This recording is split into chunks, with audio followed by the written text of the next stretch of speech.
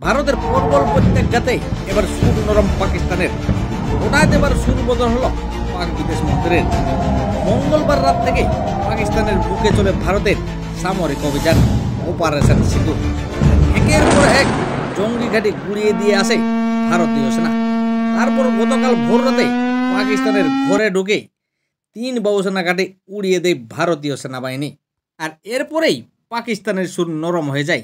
আজ বিকেলে 5টা থেকে সংঘর্ষ বিরতি ঘোষণা করেন বিদেশ সচিব। পাকিস্তান ভয়ে ভীত হয়ে ফোন আলাপে ভারতের কাছেই সংঘর্ষ বিরতির জন্য আর্জি রাখেন, আর তাতেই কিন্তু সম্মতি জানায় ভারত।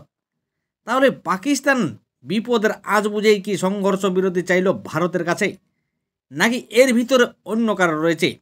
কারণ শোনা যাচ্ছে পরমাণু হামলার পরিকল্পনা করছে পাকিস্তান। কারণ শনিবারেই পাকিস্তানের প্রধানমন্ত্রী শেহবাজ শরীফ বৈঠক ডাকেন ন্যাশনাল কমান্ড অথরিটির।